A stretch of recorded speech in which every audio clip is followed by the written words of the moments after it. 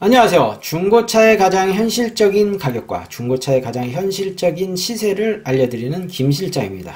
어차피 제 채널은 중고차에 관심 있는 분들이 보시는 채널입니다.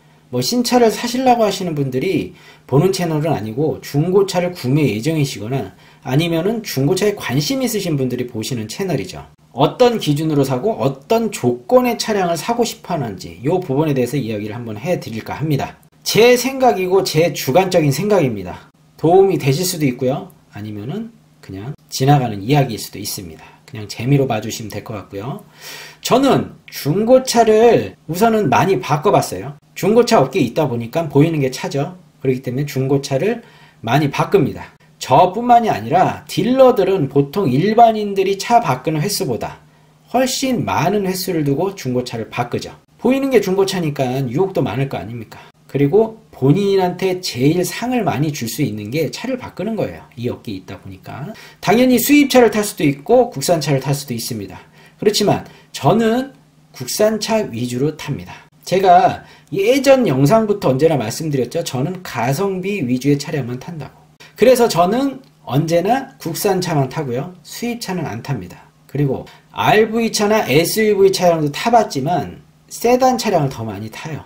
우선 승차감이 아무리 좋은 차량이라고 하더라도 세단만큼 좋지는 않더라고요.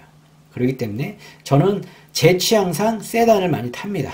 그러면은 그냥 일반적인 분들이 중고차를 구매할 때 어떤 기준으로 중고차를 구매할까요? 우선은 키로수가 좀 짧아야 될 거고요. 연식도 좀 짧아야 됩니다. 그리고 사고도 없어야 되고요.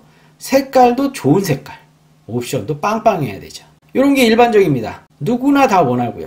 그런데 이런 기준의 차량을 구매하시면서 언제나 끝에 하시는 말씀이 폐차할 때까지 탄다고 말씀하십니다. 제가 여태까지 여기 10년 정도 있었는데요. 폐차할 때까지 타시는 분이 확률적으로 10%도 안 돼요.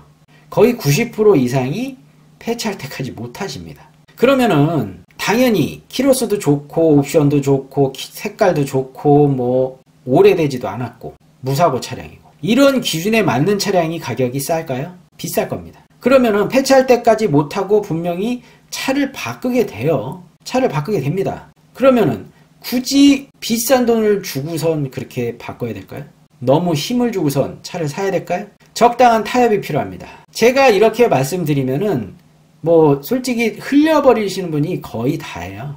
근데 제가 차를 많이 바꿔봤고 이 업계에 있다 보니까 차를 바꿀 때 기준 확고하다고 저는 말씀드렸습니다. 제가 원하는 7년 이상이 되고 어느 정도의 사고도 좀 있고 어느 정도의 옵션도 좀 빠지고 가성비적으로 괜찮은 차량을 구매한다고 말씀드렸습니다. 그 중에서 가장 높은 부분을 차지하고 있는 부분이 저는 사고차입니다. 여러분들은 사고차 하면 고개를 절레절레 흔드시죠. 싫어하십니다. 그러나 저는 사고차는 굉장히 이득이 많은 부분이 있는 차량이라고 저는 생각합니다. 사고차도 여러 사고차가 있어요. 범버를 잡아주는 지지대라고 하는 부분이 있고요. 그 안쪽에 인사이드, 하우스 이렇게 있습니다. 용어는 많이 들어보셨을 거예요. 그렇지만 제가 말씀드리는 사고는 인사이드나 하우스 사고는 아닙니다. 그 정도까지 먹으면은 엔진 안쪽까지 먹어 들어온 좀 데미지가 있는 사고이기 때문에 가격적인 가성비가 좋을지 몰라도 나중에 차량의 성능에 문제가 생길 수 있는 확률이 높습니다. 어차피 중고차는 확률이에요. 사고가 안 났던 차량도 사고 났던 차량보다 더 많이 고장이 날 수도 있습니다. 기계이기 때문에. 그러면은 저는 사고를 어디까지를 괜찮다고 보느냐. 범버를 잡아주는 지지대까지라고 저는 봅니다. 앞뒤 범버 잡아주는. 분명히 이 부분이 교체가 되면 사고차에 들어갑니다. 뼈대나 골격과 관계가 있기 때문에 가격적인 가성비가 좋고요. 당연히 시세도 낮게 형성되어 있습니다. 중고차를 살 때 시세보다 조금이라도 더 싸게 살라고 굉장히 노력을 많이 합니다. 그러나 그렇게 쉬울까요? 그게 쉽지 않죠. 그러려면은 대놓고 제가 말씀드리는 그 정도의 사고, 지지대. 뒤쪽으로 따지면 쿼터 패널이라는 부분도 있습니다. 주유구 양 사이드. 그 부분도 그렇게 큰 사고는 아니에요. 어차피 앞엔다랑 비슷하지만 뒤에는 뼈대하고 연결이 됐기 때문에 골격과 연결이 됐기 때문에 사고차로 들어가는 부분입니다.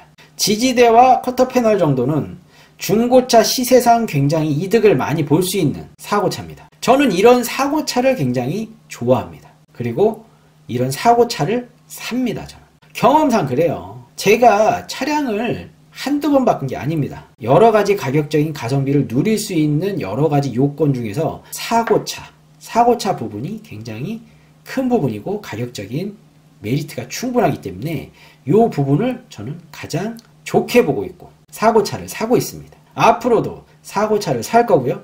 계속해서 차를 바꿀 때 사고차를 볼 겁니다. 단 인사이드나 하우스처럼 굉장히 데미지가 많이 먹은 차는 피할 거고요. 그런 차량은 가격이 너무 싸도 나중에 문제가 생깁니다. 나는 차량을 운행할 때 가격적인 가성비를 추구하시는 분들은 제가 말씀드리는 사고차, 앞뒤 지지대 정도, 뒤에 커터 패널 정도, 판금이나 교체 이 정도 있는 거는 한번 구매해 보시는 것도 괜찮을 것 같습니다. 오늘 영상은 여기까지고요. 영상 끝까지 시청해 주셔서 감사합니다. 다음 영상에서 더 뵙도록 하겠습니다. 감사합니다.